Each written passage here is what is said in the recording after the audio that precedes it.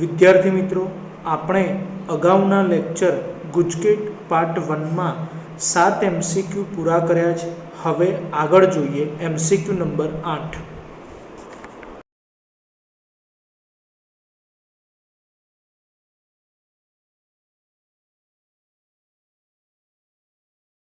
વિદ્યાર્થી મિત્રો, 8મા MCQ માં રકમમાં તમને એક સમબાજુ ત્રિકોણ આપેલ છે, ત્રિકોણ ABC.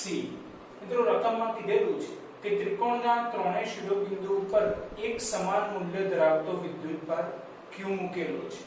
જે તમે જોઈ શકો છો કે A ઉપર Q, B ઉપર Q અને C ઉપર Q, ત્રણેય ઉપર એક સમાન મૂલ્ય ધરાવતો વિદ્યુતભાર Q મૂકેલો છે.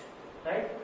હવે આ ત્રિકોણ ABC નું મધ્ય કેન્દ્ર, તો મિત્રો ત્રિકોણનું મધ્ય કેન્દ્ર કઈ રીતે નક્કી થાય? તો ત્રિકોણની ત્રણેય મધ્યગાઓનું છેદન બિંદુ એ કહેવાશે ત્રિકોણનું મધ્ય કેન્દ્ર. જે તમે જોઈ શકો છો કે A માંથી આપણે એક મધ્યગા દોરેલી છે, પછી B માંથી એક મધ્યગા દોરેલી છે અને C માંથી એક મધ્યગા દોરેલી છે. આ ત્રણેય મધ્યગાઓનું છેદન બિંદુ અત્યારે O સ્વરૂપે આપણે દર્શાવેલું છે, જે ત્રિકોણનું મધ્ય કેન્દ્ર છે. તો મિત્રો, તમને ક્વેશ્ચન કરેલો છે કે આ મધ્ય કેન્દ્ર પાસે ત્રણેય શિરોબિંદુ ઉપર જે વિદ્યુતભાર છે એના કારણે મળતું પરિણામી વિદ્યુત ક્ષેત્ર આપણે શોધવાનું છે. રાઈટ? તો આપણને ખ્યાલ છે કે વિદ્યુત ક્ષેત્ર એ સદિશ રાશિ છે, જેને મૂલ્ય પણ છે અને સાથે સાથે દિશા પણ છે. પણ શરૂઆતમાં આપણે ફક્ત એના મૂલ્યની જ ચર્ચા કરીશું. જેમ કે A ઉપર જે વિદ્યુતભાર છે એના કારણે O પાસે કંઈક વિદ્યુત ક્ષેત્ર મળશે, જેને આપણે EA કહી દઈએ, જે અહીં લખેલું છે. એ જ રીતે B ઉપર જે વિદ્યુતભાર છે એના કારણે O પાસે કંઈક વિદ્યુત ક્ષેત્ર મળશે, જેને આપણે EB કહી દઈએ, એ પણ અહીં લખેલા છે. અને C ઉપર જે વિદ્યુતભાર છે એના કારણે પણ O પાસે કંઈક વિદ્યુત ક્ષેત્ર મળશે, જેને આપણે EC કહી દઈએ, એ પણ અહીં લખેલા છે. પરંતુ મિત્રો, આપણે શું લખ્યું છે કે EA, EB, EC ત્રણેયની વેલ્યુ કેવી છે? એક સરખી છે. કેમ એક સરખી છે? કારણ કે જુઓ તો A, B, C ઉપર જે વિદ્યુતભાર મૂકેલ છે એ બિંદુવત વિદ્યુતભાર છે. મિત્રો, બિંદુવત વિદ્યુતભાર માટેનું વિદ્યુત ક્ષેત્ર, જેનું સૂત્ર આપણે ભણી ગયા છે, kq/r², જેમાં k એ કુલમ્બ અચળાંક છે, જે દરેક માટે વેલ્યુ એક સમાન હોય છે. પછી q, તો મિત્રો ત્રણેય વિદ્યુતભારોનું મૂલ્ય q જેટલું જ છે. રાઈટ? ABC ત્રણેય શિરોબિંદુ પર જે વિદ્યુતભાર મૂકેલ છે ત્રણેયનું મૂલ્ય એક સમાન છે, q જેટલું. તદુપરાંત ત્રણેય શિરોબિંદુ ઉપર જે વિદ્યુતભાર છે એ ત્રણેય વિદ્યુતભારોનું કેન્દ્રથી અંતર પણ સમાન છે. જેમ કે O થી A નું અંતર, O થી B નું અંતર, O થી C નું અંતર, ત્રણેય અંતર કેવા છે? એક સમાન છે, જેને આપણે R કહી દઈએ. તો મિત્રો, શોર્ટમાં આપણે એવું કહી શકીએ કે ત્રણેય શિરોબિંદુ પર જે વિદ્યુતભાર છે એ વિદ્યુતભારનું મૂલ્ય એક સમાન છે અને ત્રણેય શિરોબિંદુનું કેન્દ્રથી અંતર પણ એક સમાન છે. જે કારણોસર O પર A ના કારણે, O પર B ના કારણે અને O પર C ના કારણે જે વિદ્યુત ક્ષેત્ર મળે છે EA, EB, EC ત્રણેયની વેલ્યુ કેવી થશે? એક સરખી થશે. અને વેલ્યુ કોના જેટલી થશે? તો kq/r² જેટલી, જે અહીં આપણે લખેલું છે. રાઈટ? એટલે મિત્રો, જે વિદ્યુત ક્ષેત્ર મળે છે એનું મૂલ્ય આપણને મળેલું અને એ મૂલ્ય કેવું થયું? એક સરખું થયું. રાઈટ? હવે એની દિશાની ચર્ચા કરવાની છે. તો આપણે શોધવાનું છે O પાસે પરિણામી વિદ્યુત ક્ષેત્ર. તો બિંદુ O પાસે પરિણામી વિદ્યુત ક્ષેત્ર, જેનો સિમ્બોલ આપણે વેક્ટર EO આપી દઈએ. વેક્ટર EO કઈ રીતે મળશે? તો આ EA, EB, EC ત્રણેયનો જો આપણે સદિશ સરવાળો કરીએ તો O પાસે પરિણામી વિદ્યુત ક્ષેત્ર મળી જશે. એટલે અહીં આપણે લખેલું છે કે vector EO vector EA vector EB vector EC. Right? હવે જો આપણે આને વિદ્યુત ક્ષેત્રને સદિશ સ્વરૂપે લખેલું છે તો મૂલ્ય છે આપણી જોડે. હવે એની દિશાની ચર્ચા કરવી પડે. તો દિશા સમજવા માટે આકૃતિ ખાસ ધ્યાનથી સમજવી જોઈએ આપણે કે A ઉપર જે વિદ્યુતભાર છે એ ધન વિદ્યુતભાર છે, B B ઉપર પણ ધન વિદ્યુતભાર છે અને C ઉપર પણ ધન વિદ્યુતભાર છે. તો મિત્રો વિદ્યુત ક્ષેત્રના ટોપિકમાં આપણે ભણી ગયેલા છે કે ધન વિદ્યુતભારના કારણે જે વિદ્યુત ક્ષેત્ર મળે એ તેનાથી દૂરની તરફ હોય છે, રાઈટ? એટલે કે A ઉપર જે ધન વિદ્યુતભાર છે એના કારણે O પાસે મળતું વિદ્યુત ક્ષેત્ર એનાથી દૂરની તરફ મળશે. એટલે જુઓ તો વેક્ટર EA આ દિશામાં આપણે દર્શાવેલું છે, રાઈટ? એ જ રીતે B ઉપર જે ધન વિદ્યુતભાર છે એના કારણે O પાસે મળતું વિદ્યુત ક્ષેત્ર તેનાથી દૂરની તરફ મળશે. એટલે વેક્ટર EB આપણે આ દિશામાં દર્શાવેલું છે. એ જ રીતે C ઉપર જે ધન વિદ્યુતભાર છે એના કારણે O પાસે મળતું વિદ્યુત ક્ષેત્ર તેનાથી દૂરની તરફ એટલે કે આ દિશામાં મળશે વેક્ટર EC જે આપણે આ દિશામાં દર્શાવેલું છે. એટલે મિત્રો ત્રણેય વિદ્યુત ક્ષેત્ર વેક્ટર EA, વેક્ટર EB અને વેક્ટર EC ત્રણેયની દિશા આપણને ખ્યાલ આવી. હવે મિત્રો આપણને ખ્યાલ છે કે જે સદિશ XY દિશામાં ન હોય એ સદિશોના આપણે ઘટકો પાડવા પડે. જેમ કે પહેલો સદિશ જુઓ તો વેક્ટર EA. આકૃતિ પરથી ખ્યાલ આવે કે આ સદિશ x કે y દિશામાં નથી. જે કારણોસર આપણે વેક્ટર EA ના બે ઘટકો પાડવા પડશે. જેમ કે આ એક ઘટક આપણે x અક્ષની દિશામાં દોરેલો છે અને આ બીજો ઘટક y અક્ષની દિશામાં દોરેલો છે, રાઈટ? સેમ એ રીતે વેક્ટર EB આકૃતિ પરથી ખ્યાલ આવે કે x કે y દિશામાં નથી. તો એના પણ બે ઘટકો પાડવા પડે. એક ઘટક x અક્ષની દિશામાં અને બીજો ઘટક આ રીતે y અક્ષની દિશામાં. એટલે આ બે ઘટકો દર્શાવેલા છે. હવે વેક્ટર EC જે આકૃતિ પરથી ખ્યાલ આવે કે y અક્ષની દિશામાં છે. તો આ સદિશ y અક્ષની દિશામાં હોવાથી એના ઘટકો દર્શાવેલા નથી, રાઈટ? હવે મિત્રો રકમમાં આ જે ત્રિકોણ આપેલ છે ત્રિકોણ ABC એ સમબાહુ ત્રિકોણ છે. તો સમબાહુ ત્રિકોણ માટે આપણને ખ્યાલ છે કે ખૂણો 60 ડિગ્રીનો હોવો જોઈએ. જેથી આ બંને ખૂણા સરખા થશે 30 ડિગ્રીના, આ બંને ખૂણા પણ સરખા થશે 30 ડિગ્રીના. જે કારણોસર આ બંને ખૂણા પણ સરખા થાય જે થશે 30 ડિગ્રીના. તો હવે ઘટકો કયા કયા થશે એ આપણે લખી દઈએ. જેમ કે વેક્ટર EA નો થીટાની પાસેનો ઘટક જે કહેવાશે EA cos theta. Vector EA નો થીટાની સામેનો ઘટક જે કહેવાશે EA sin theta, right? Same એ રીતે વેક્ટર EB નો થીટાની પાસેનો ઘટક EB cos થીટા અને વેક્ટર EB નો થીટાની સામેનો ઘટક જે આપણે અહીં લખેલ છે EB sin થીટા, રાઈટ? તો મિત્રો આકૃતિ પરથી ખ્યાલ આવે કે EA cos થીટા અને EB cos થીટા પરસ્પર વિરુદ્ધ દિશામાં છે. જો ધ્યાનથી EA cos થીટા ધન x અક્ષની તરફ છે અને EB cos થીટા ઋણ x અક્ષની તરફ છે. એટલે બંને સદિશો પરસ્પર વિરુદ્ધ દિશામાં છે. હવે એનું મૂલ્ય નક્કી કરીએ. તો EA અને EB મૂલ્યની દ્રષ્ટિએ કેવા છે? એક સરખા છે. અને બંને બાજુ થીટા કેટલો છે? 30 ડિગ્રી. વળી બંને બાજુ cos થીટા છે. તો એનો મીનિંગ શું થયું કે EA cos થીટા નું જે મૂલ્ય છે એ જ મૂલ્ય EB cos થીટા નું છે. પરંતુ દિશા કેવી છે? વિરુદ્ધ છે. જેના આધારે આપણે એવું કહી શકીએ કે જો બે સદિશો સમાન મૂલ્ય ધરાવતા હોય, પરસ્પર વિરુદ્ધ દિશામાં હોય તો તે બંને સદિશો એકબીજાની અસરને નાબૂદ કરી દે છે. એટલે કે EA cos થીટા અને EB cos થીટા બંને એકબીજાની અસરને નાબૂદ કરી દેશે. તો હવે O પાસે જો આપણે પરિણામી વિદ્યુત ક્ષેત્ર શોધવું હોય તો શું કરવું પડે કે વેક્ટર EA નો ફક્ત sin થીટા એટલે કે y દિશામાંનો ઘટક ધ્યાનમાં લેવો પડે. પછી વેક્ટર EB નો ફક્ત sin થીટા એટલે કે y દિશામાંનો ઘટક ધ્યાનમાં લેવો પડે. અને આ છે વેક્ટર EC. આ ત્રણેયનો આપણે સદિશ સરવાળો કરવો પડે કે જેથી O પાસે પરિણામી વિદ્યુત ક્ષેત્ર આપણને મળી જાય. જે અહીં આપણે દર્શાવેલું છે કે વેક્ટર EA તો વેક્ટર EA નો ફક્ત sin થીટા માંનો ઘટક એટલે કે EA sin થીટા જે કઈ દિશામાં છે? તો જોઈ શકો છો કે ધન y અક્ષની દિશામાં છે. ધન y અક્ષની દિશામાંનો એકમ સદિશ થાય JK. એટલે EA sin 30 ડિગ્રી જોડે JK લખેલા છે, રાઈટ? પછી EB માટે તો EB માટે પણ આપણે y અક્ષની દિશામાંનો EB sin થીટા ઘટક આપણે લેવો પડે જે ધન y અક્ષની દિશામાં છે. એટલે જોડે એનો એકમ સદિશ થશે JK. તો એ પણ અહીં લખેલા છે કે +EB sin 30 degree JK +EC.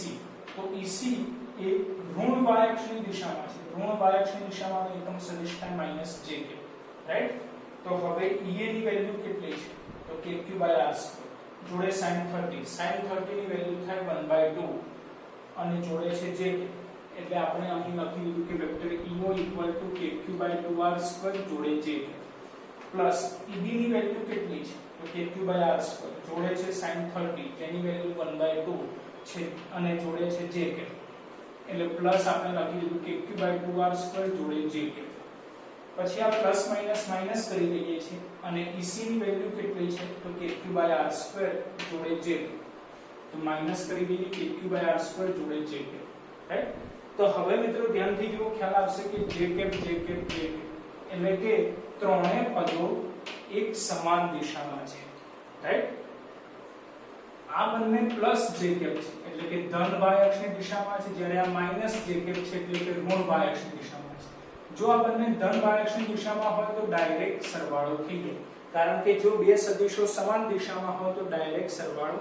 થઈ શકે છે તો આ બંનેનો ડાયરેક્ટ સરવાળો કરીએ તો થઈ જશે 2kq/2r² એટલે ઉપર નીચે 2 કેન્સલ થઈ જશે અને j keep as it is આ ત્રીજું સ્ટેપ આપણે એઝ ઇટ ઇઝ લખેલું છે -kq/r² જોડે j તો મિત્રો ખ્યાલ આવે કે kq/r² બે વખત છે આ પ્લસ j કેપ છે આ માઈનસ j કેપ છે જે કેન્સલ થઈ જશે એટલે આન્સર આવી જશે 0 જેના આધારે આપણે કહી શકીએ કે MCQ નો ફાઇનલ આન્સર C થશે જે છે 0 હવે જોઈએ MCQ નંબર 9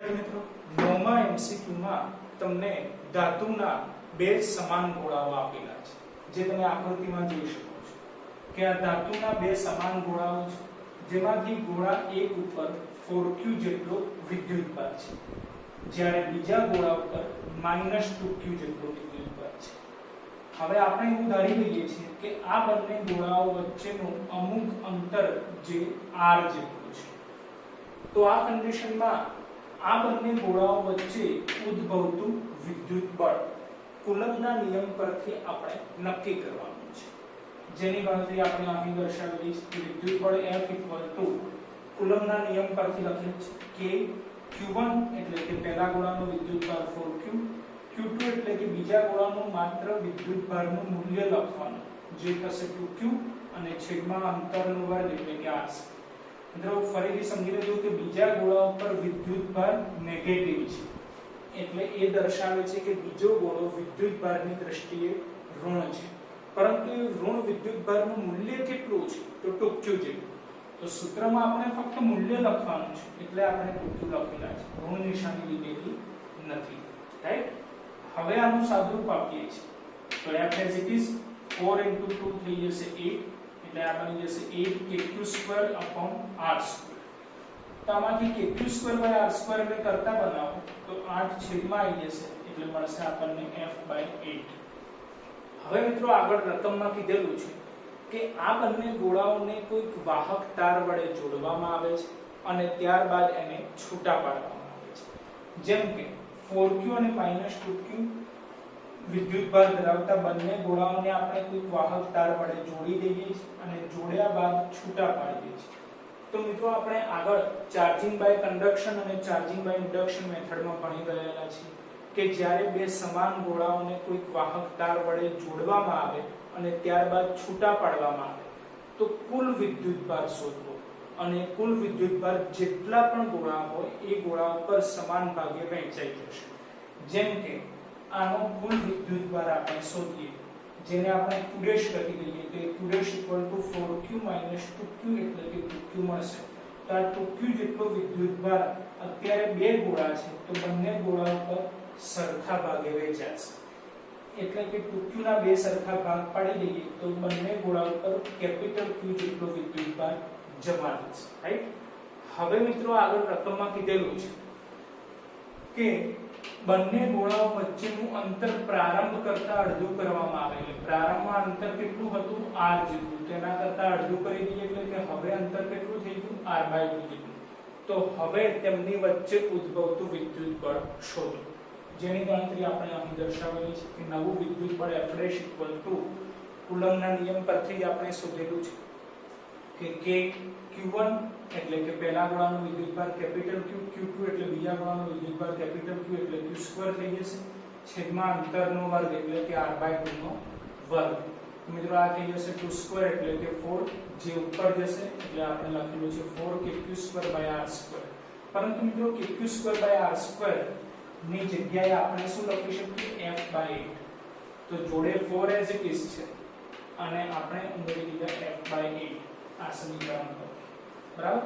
તો અહીંયા 4/8 છે એટલે છેદમાં 2 આવી જશે તો નવું વિદ્યુતબળ f' આપણને મળશે f/2 એટલે મિત્રો MCQ નો આન્સર થશે A જે છે f/2।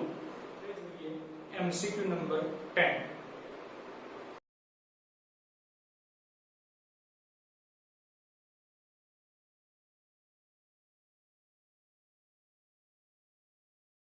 મિત્રો 10મા MCQ માં તમને આપેલું છે કે ધાતુની કોઈ એક પ્લેટ પરથી 10⁻19 જેટલા ઇલેક્ટ્રોન દૂર કરવામાં આવે છે એટલે ઇલેક્ટ્રોનની સંખ્યા n બરાબર 10⁻19 થશે।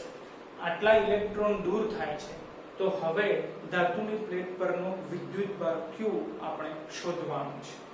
તો વિદ્યુતભાર Q શોધવા માટેનું સૂત્ર છે આપણી જોડે યાદ કરો ક્વોન્ટમીકરણ વિદ્યુતભારોનું ક્વોન્ટમીકરણ। આ ટોપિકમાં આપણે વિદ્યુતભાર શોધવાનું સૂત્ર ભણી ગયેલા Q = n * E તો એ સૂત્ર આપણે વાપરેલું છે Q = n E। n શું છે તો ઇલેક્ટ્રોનની સંખ્યા જે અત્યારે રકમ પ્રમાણે 10⁻19 E શું છે તો મૂળભૂત વિદ્યુતભાર। મિત્રો મૂળભૂત વિદ્યુતભારની વેલ્યુ આપણને ખ્યાલ છે જે છે 1.6 × 10⁻19 તો મિત્રો ખ્યાલ આવે કે 10⁻19 અને 10⁻19 કેન્સલ થઈ જશે તો આપણને મળશે 1.6 એટલે વિદ્યુતભાર Q = 1.6 કુલમ મળશે।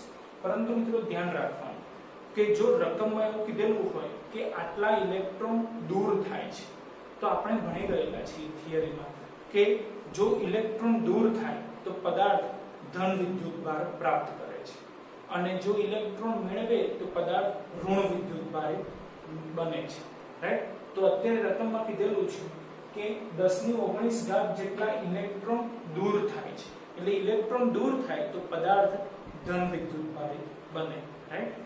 એટલે અત્યારે આન્સર આવશે B ફોર બોમ્બે +1.6 કુલમ।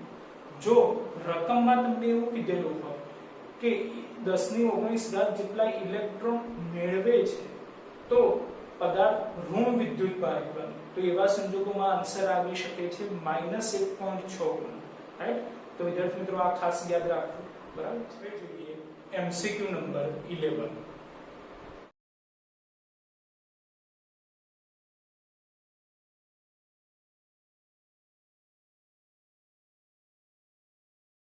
મિત્રો 11મા MCQ માં રકમમાં તમને બે સમાન ગોળાઓ આપેલા છે। આ બંને સમાન ગોળાઓ એક સરખી લંબાઈ ધરાવતી દોરી ઉપરથી લટકાવેલા છે। એવી રીતે લટકાવેલા છે કે જેથી બંને ગોળાઓ એકબીજાને આ રીતે સ્પર્શે રાઈટ। હવે રકમમાં કીધેલું છે કે આ બંને ગોળાઓ ઉપર કુલ વિદ્યુતભાર 4 × 10⁻6 કુલમ જેટલો આપવામાં આવે છે। મિત્રો ખાસ ધ્યાનથી સાંભળજો કે બંને ગોળાઓ ઉપરનો કુલ વિદ્યુતભાર 4 × 10⁻6 કુલમ છે। પરંતુ મિત્રો આપણે આગળ થિયરીમાં ભણી ગયેલા છે કે જો બે ગોળાઓ સમાન હોય તો કુલ વિદ્યુતભાર બંને ગોળા ઉપર સરખા ભાગે વહેંચાશે એટલે કે કુલ વિદ્યુતભાર કેટલો છે તો 4 × 10⁻6 ગોળાઓ કેટલા છે તો બે ગોળા તો કુલ વિદ્યુતભારના બે સરખા ભાગ થશે રાઈટ। એટલે 4 × 10⁻6 કુલમના બે સરખા ભાગ એટલે કે 2 × 10⁻6 કુલમ જેટલો વિદ્યુતભાર એક ગોળા ઉપર જમા થાય બીજા ગોળા ઉપર પણ એટલો જ 2 × 10⁻6 કુલમ જેટલો વિદ્યુતભાર જમા થાય જે આપણે અહીં લખેલું છે। જો જોઈ શકો છો તમે કે ધારો કે ગોળા 1 નો વિદ્યુતભાર Q1 છે ગોળા 2 નો વિદ્યુતભાર Q2 છે પરંતુ બંને કેવા થશે એક સરખા થશે જેને આપણે સિમ્બોલ આપી દઈએ છીએ Q અને એની વેલ્યુ થશે 2 × 10⁻6 કુલમ રાઈટ। હવે મિત્રો રકમમાં એવું કીધેલું છે કે આ 2 × 10⁻6 કુલમ જેટલો વિદ્યુતભાર બંને ગોળાઓને આપવામાં આવે છે ત્યારે બંને ગોળા ઉપરનો જે વિદ્યુત ભાર છે ધન વિદ્યુત ભાર થશે। પરંતુ મિત્રો આપણને ખ્યાલ છે કે જો બંને ગોળા ઉપર એક સમાન વિદ્યુત ભાર હોય એટલે કે બંને ગોળા ઉપર ધન વિદ્યુત ભાર હોય તો બંને ગોળાઓ વચ્ચે અપાકર્ષી વિદ્યુત બળ થશે, જેના કારણે બંને ગોળાઓ એકબીજાથી દૂર ધકેલાશે। અને જો બંને ગોળાઓ આ રીતે એકબીજાથી દૂર ધકેલાય તો બંને ગોળાની જે દોરી છે એ દોરી વચ્ચે બંને દોરીઓ વચ્ચે 60 ડિગ્રીનો ખૂણો રચાશે એવું રકમમાં કીધેલું છે। તો એ પરિસ્થિતિ આપણે આકૃતિમાં દર્શાવી છે। જો આકૃતિ ધ્યાનથી સમજો ખ્યાલ આવશે કે આધાર બિંદુ ઉપરથી એક સરખી લંબાઈની દોરી મારફતે આપણે બે ગોળાઓ લટકાવેલા છે, ગોળો 1 અને ગોળો 2, બરાબર। પણ રકમમાં કીધું છે એ પ્રમાણે કે બંને દોરીઓ વચ્ચેનો ખૂણો 60 ડિગ્રીનો છે। મિત્રો બંને દોરીઓ વચ્ચેનો ખૂણો 60 ડિગ્રીનો છે, પણ આપણે શું કરી દઈએ છીએ કે બે ગોળાઓ વચ્ચેનું અંતર ધારી લઈએ છીએ। ધારો કે બંને ગોળાઓ વચ્ચેનું અંતર x જેટલું છે। આ અંતર ક્યારે છે કે જ્યારે બંને દોરીઓ વચ્ચે 60 ડિગ્રીનો ખૂણો રચાય છે ત્યારે બંને ગોળાઓ વચ્ચેનું અંતર કેટલું ધારેલું છે x જેટલું ધારેલું છે। હવે આ અંતર x થી અડધું અંતર નક્કી કરી દઈએ જે થશે x/2। ત્યાંથી આપણે એક લંબ દોરી દઈએ છીએ આધાર બિંદુ પર, તો એક જ ટ્રાયેંગલના બે સરખા ભાગ આપણને મળશે, રાઈટ। આખો ખૂણો 60 ડિગ્રીનો હતો, પણ હવે આપણે આ જે લંબ દોર્યો એના કારણે આ એક ખૂણો મળશે 30 ડિગ્રીનો અને બીજો ખૂણો પણ મળશે 30 ડિગ્રીનો, એટલે ટોટલ ખૂણો થશે 60 ડિગ્રીનો। પણ આપણે જરૂરિયાત છે ગમે તે એક જ ખૂણાની જે થશે θ બરાબર 30 ડિગ્રી। એટલે મિત્રો ખાસ ધ્યાન રાખવાનું કે આપણી જરૂરિયાત મુજબ આપણે લઈએ છીએ θ બરાબર 30 ડિગ્રી, કારણ કે રકમમાં 60 ડિગ્રી આપેલો છે અને ડિવાઇડેડ બાય 2 કરીશું એટલે 30 ડિગ્રી થશે। એટલે ખૂણો ડાયરેક્ટ 60 ડિગ્રી લેવાનો નથી, એ બંને દોરીઓ વચ્ચેનો ખૂણો આપેલો છે। આપણે જરૂરિયાત છે લંબ અને દોરી વચ્ચેનો ખૂણો જે થશે θ બરાબર 30 ડિગ્રી, રાઈટ।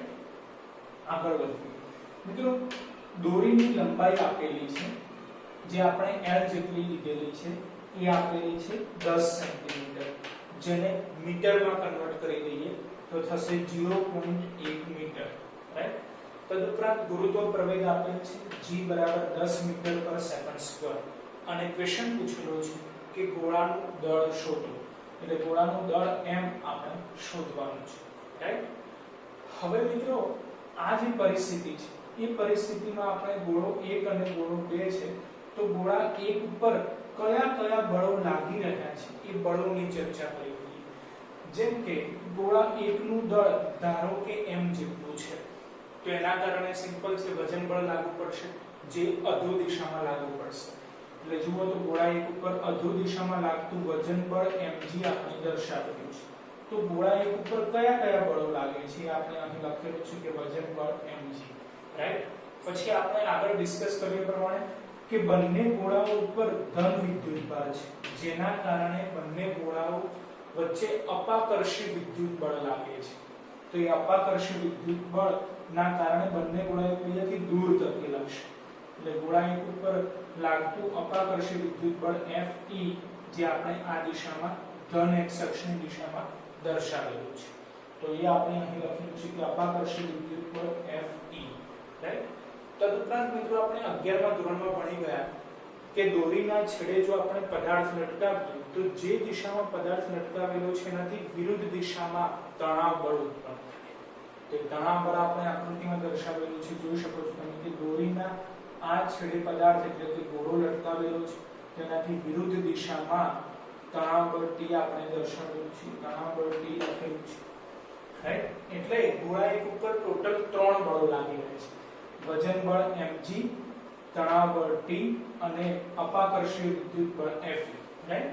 હવે મિત્રો આપણને ખ્યાલ છે કે બળ સદિશ રાશિ છે, તો જે કોઈ પણ સદિશ રાશિ હોય એ જો xy દિશામાં ન હોય તો એના ઘટકો પાડવા પડે, રાઈટ। જેમ કે વજન બળ mg y અક્ષની દિશામાં છે એટલે એના ઘટકો નહીં પડે, તે જ રીતે વિદ્યુત બળ Fe ધન x અક્ષની દિશામાં છે એટલે એના પણ ઘટકો ન પડે। પરંતુ તણાવ T જોઈ શકો છો કે x કે y દિશામાં નથી, એટલે તણાવ T ના આપણે ઘટકો પાડવા પડે. તો તણાવ T ના આપણે બે ઘટકો દર્શાવેલા છે. જો તો એક ઘટક y અક્ષની દિશામાં આ રીતે દર્શાવેલો છે, બીજો ઘટક x અક્ષની દિશામાં આપણે આ રીતે દર્શાવેલો છે. રાઈટ? જો મિત્રો આ ખૂણો થીટા હોય તો આ ખૂણો પણ થીટા થાય.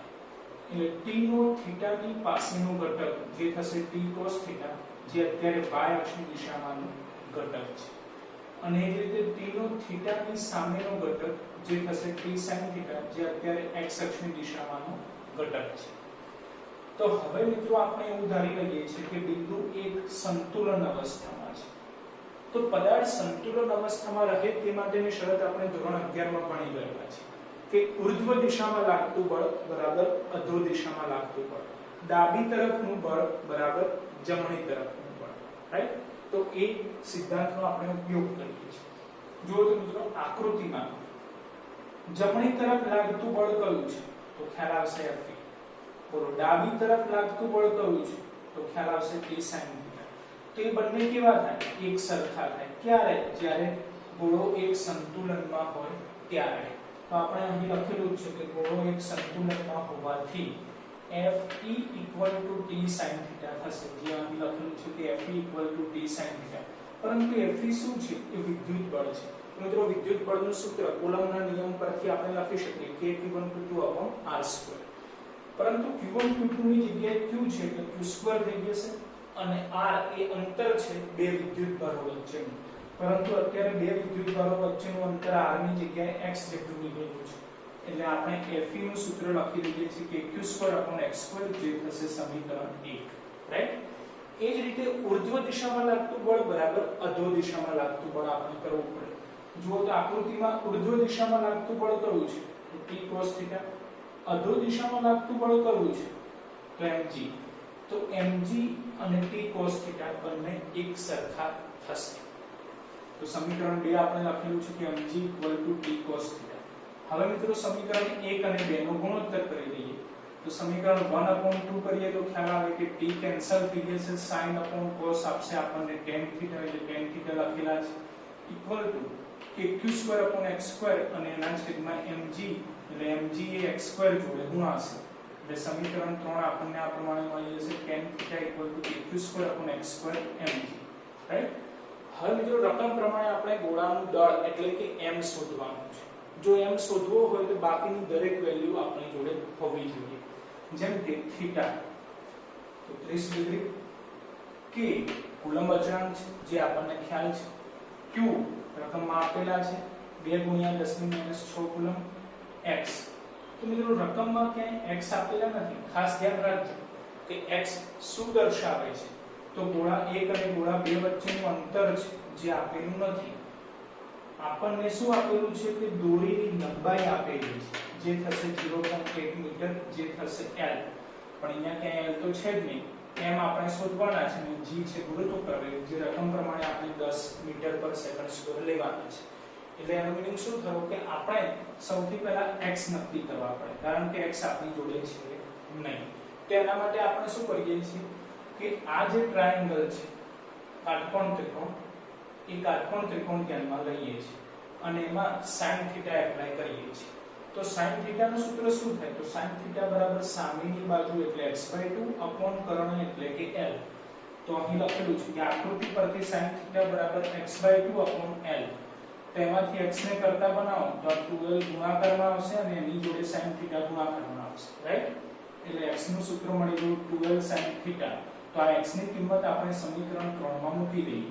તો સમીકરણ 3 આપણે આ પ્રમાણે લખી શકીએ કે tan θ = kq² as it is, છેદમાં x ની વેલ્યુ આપણે લખવાની છે 2l sin θ, પણ એનો વર્ગ છે એટલે આનો વર્ગ લખવાનો. તો આનો વર્ગ શું થશે તો 4l² sin² θ અને જોડે છે mg. તો આ રીતનું સૂત્ર મળી ગયું. પણ આપણે શું શોધવાનું છે? m શોધવાના છે. તો મિત્રો આમાંથી m ને કરતા બનાવો. જો m ને કરતા બનાવીએ તો tan θ ની જગ્યાએ આવી જશે, એટલે સૂત્ર થઈ જશે m = kq² upon 4l² g sin² θ tan θ. Right? હવે મિત્રો દરેક કિંમતો મૂકી દઈએ, સાદુરૂપ આપી દઈએ એટલે આપણો આન્સર આવી જશે. જુઓ તો કે કુલમ અચળાંક છે જેની વેલ્યુ 9 × 10 ની 9 ઘાત, q વિદ્યુતભાર છે જે રકમ પ્રમાણે 2 × 10 ની -6 ઘાત પણ એનો વર્ગ છે, રાઈટ, છેદમાં 4 જોડે છે l, l ની વેલ્યુ છે 0.1 પણ એનો વર્ગ છે એટલે 0.1 નો વર્ગ, જોડે છે ગુરુત્વ પ્રવેગ g જેની વેલ્યુ આપણે 10 લેવાની છે, પછી છે sin થીટા નો વર્ગ, તો થીટા છે આપણી જોડે 30 ડિગ્રી એટલે sin 30 ડિગ્રી નો વર્ગ, જોડે છે tan થીટા, થીટા 30 ડિગ્રી છે એટલે tan 30 ડિગ્રી, રાઈટ। તો મિત્રો આનું સાદું રૂપ આપીએ એટલે આપણને આન્સર આવશે 631.57 × 10 ની -3 કિલોગ્રામ। તો મિત્રો આપણા આન્સર પ્રમાણે MCQ જે રીતનો પૂછાયો છે એ પ્રમાણે આપણે આન્સર નક્કી કરી શકીએ, તો આપણો આન્સર બનશે B4 બોમ્બે જે થશે 0.6235 કિલોગ્રામ, રાઈટ। હવે જોઈએ MCQ નંબર 12।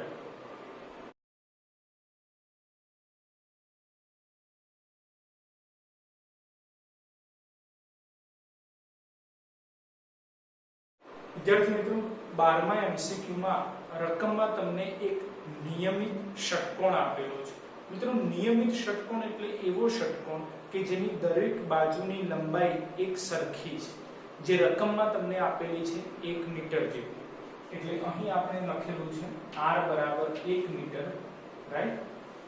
તદુપરાંત આગળ રકમમાં કીધેલું છે કે આ ષટકોણના 6 શિરોબિંદુમાંથી 5 શિરોબિંદુ ઉપર એક સમાન મૂલ્ય ધરાવતો વિદ્યુતભાર મૂકેલો છે અને વિદ્યુતભારની વેલ્યુ આપેલી છે 1 × 10 ની -6 ઘાત કુલમ, જે અહીં આપણે લખેલું છે કે વિદ્યુતભાર q બરાબર 1 માઇક્રો કુલમ એટલે કે 1 × 10 ની -6 કુલમ, રાઈટ। હવે રકમ પ્રમાણે આપણે આકૃતિ જોઈએ તો જુઓ તો એક ષટકોણ આપણે દર્શાવેલો છે, ષટકોણ A B C D E F, right. મિત્રો રકમમાં કીધું છે પ્રમાણે કે ષટકોણના 5 શિરોબિંદુ ઉપર એક સમાન મૂલ્ય ધરાવતો વિદ્યુતભાર છે, જે તમે જોઈ શકો છો કે A ઉપર q, B ઉપર q, C ઉપર q, D ઉપર q અને E ઉપર q વિદ્યુતભાર આપણે મૂકેલો છે 5 શિરોબિંદુ ઉપર। જુઓ તો F છઠ્ઠા શિરોબિંદુ ઉપર આપણે વિદ્યુતભાર મૂકેલો નથી, આ ખાસ ધ્યાનમાં રાખો, રાઈટ। તો ક્વેશ્ચન છે કે ષટકોણના કેન્દ્ર પાસે વિદ્યુત ક્ષેત્ર શોધો। ષટકોણનું કેન્દ્ર O છે, આ કેન્દ્ર O પાસે આ પાંચે વિદ્યુતભારના કારણે કંઈક વિદ્યુત ક્ષેત્ર મળશે, એ વિદ્યુત ક્ષેત્ર આપણે શોધવાનું છે, બરાબર છે। તો મિત્રો O પાસે A ના કારણે કંઈક વિદ્યુત ક્ષેત્ર મળશે જેને આપણે EA કહી દઈએ, એ જ રીતે O પાસે B ના કારણે કંઈક વિદ્યુત ક્ષેત્ર મળશે જેને આપણે EB કહી દઈએ, O પાસે C ના કારણે કંઈક વિદ્યુત ક્ષેત્ર મળશે જેને આપણે EC કહી દઈએ, O પાસે B ના કારણે કંઈક વિદ્યુત ક્ષેત્ર મળશે જેને આપણે ED કહી દઈએ અને O પાસે E ના કારણે કંઈક વિદ્યુત ક્ષેત્ર મળશે જેને આપણે EE કહી દઈએ। મિત્રો ટોટલ વિદ્યુતભાર 5 છે તો વિદ્યુત ક્ષેત્ર પણ 5 મળશે। જેમ કે F પાસે કોઈ વિદ્યુતભાર નથી તો એના કારણે O પાસે કોઈ વિદ્યુત ક્ષેત્ર મળી શકે નહીં, રાઈટ। તો મિત્રો total EA EB EC ED EE આ 5 વિદ્યુત ક્ષેત્રો મળશે। એ પાંચે વિદ્યુત ક્ષેત્રોનો જો આપણે સદિશ સરવાળો કરીએ તો O પાસે પરિણામી વિદ્યુત ક્ષેત્ર મળી શકે, જે આપણે અહીં લખેલું છે કે બિંદુ O પાસે પરિણામી વિદ્યુત ક્ષેત્ર એટલે vector EO equal to vector EA plus vector EB plus vector EC plus vector ED plus vector EE।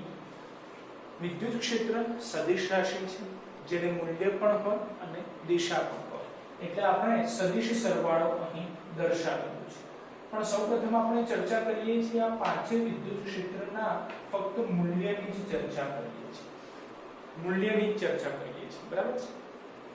તો જુઓ તો EA EB EC ED EE એટલે કે ફક્ત એનું મૂલ્ય જ આપણે ધ્યાનમાં લઈએ છીએ। તો મિત્રો A B C D E પાસે જે વિદ્યુતભાર છે એ બિંદુવત વિદ્યુતભાર છે અને મિત્રો બિંદુવત વિદ્યુતભાર માટે વિદ્યુત ક્ષેત્રનું સૂત્ર આપણને ખ્યાલ છે, જે થશે kq/r², એટલે આપણે અહીં લખી દીધું છે kq/r²।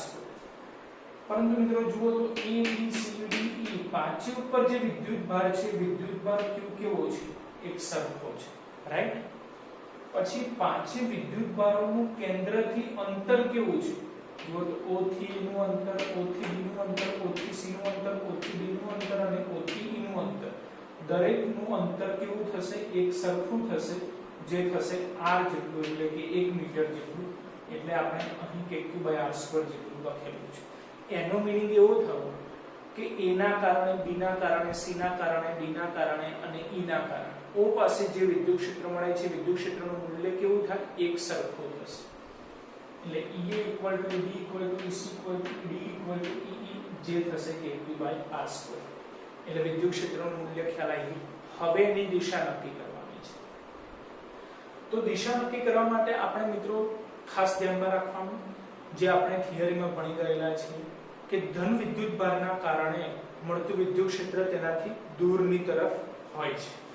અને જુઓ તો આપણે A B C D E ઉપર જે વિદ્યુતભાર લીધેલો છે, વિદ્યુતભાર ધન વિદ્યુતભાર છે, એટલે એના કારણે જે વિદ્યુત ક્ષેત્ર મળશે એનાથી દૂરની તરફ મળશે. જો આકૃતિમાં જોજો, ધ્યાનથી ખ્યાલ આવશે કે A ના કારણે O પાસે મળતું વિદ્યુત ક્ષેત્ર તેનાથી દૂરની તરફ મળશે, એટલે વેક્ટર EA, રાઈટ? એ જ રીતે D ઉપર જે ધન વિદ્યુતભાર છે એના કારણે O પાસે મળતું વિદ્યુત ક્ષેત્ર તેનાથી દૂરની તરફ, એટલે વેક્ટર ED.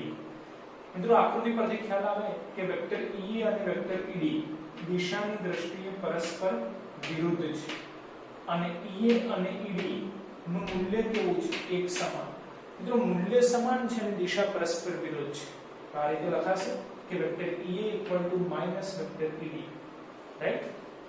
સેમ એ જ રીતે આપણે B ઉપર જે ધન વિદ્યુતભાર છે એના કારણે O પાસે મળતું વિદ્યુત ક્ષેત્ર તેનાથી દૂરની તરફ મળશે, એટલે વેક્ટર EB આ દિશામાં દર્શાવેલા છે. E ઉપર જે ધન વિદ્યુતભાર છે એના કારણે O પાસે મળતું વિદ્યુત ક્ષેત્ર તેનાથી દૂરની તરફ, એટલે વેક્ટર EE આ દિશામાં દર્શાવેલા છે.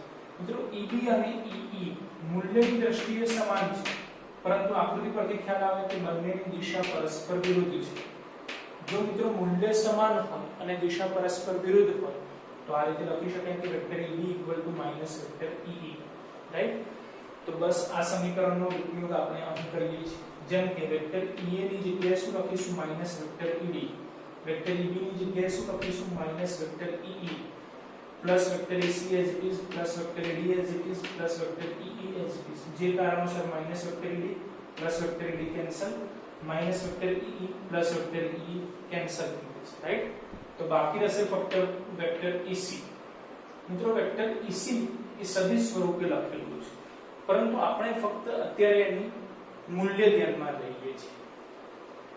તો EC નું મૂલ્ય કેટલું છે?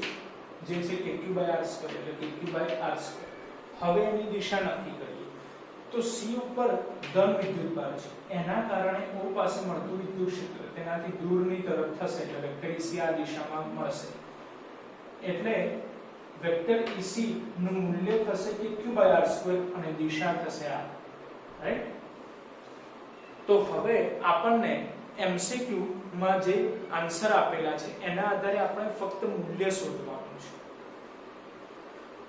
અને આન્સર આપણને k ના સ્વરૂપમાં આપેલા છે, કુલંબ અચળાંકના સ્વરૂપમાં આપેલા છે. જે કારણોસર આપણે કુલંબ અચળાંકની વેલ્યુ લખતા નથી, એઝ ઇટ ઇઝ જ રાખીએ છીએ. જેમ કે k એઝ ઇટ ઇઝ છે, q ની વેલ્યુ આપેલી છે 10⁻6 અને છેદમાં r ની વેલ્યુ આપેલી છે 1, એટલે 1/2.